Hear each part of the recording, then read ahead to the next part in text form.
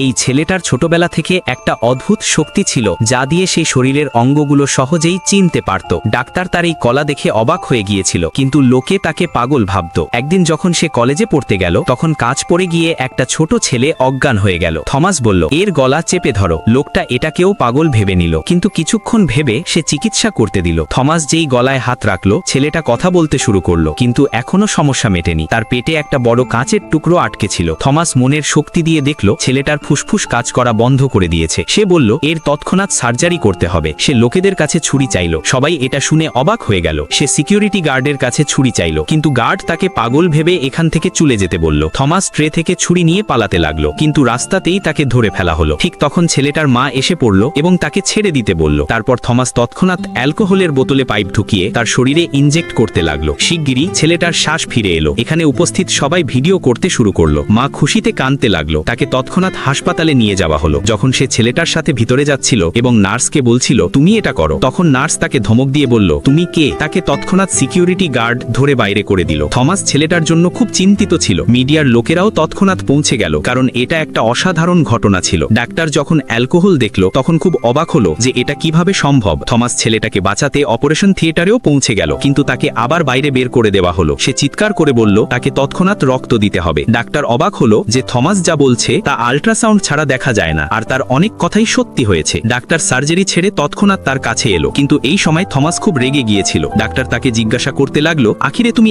এত বিস্তারিতভাবে কিভাবে বলে দিলে যে এর রক্ত লাগবে? থমাস বলল, আমার ছোটবেলা থেকে মেডিকেলের অনেক জ্ঞান আছে। যখন সব ডাক্তারদের মিটিং চলছিল, থমাসের ভিডিও ভাইরাল হতে শুরু করলো। মেডিকেল ডিগ্রি ছাড়াই থমাস সার্জারি করেছে। এটা শুনে মিডিয়া থমাসের সম্পর্কে জিজ্ঞাসা করতে লাগলো। পরের দিন হাসপাতালের মালিক তাকে অফিসে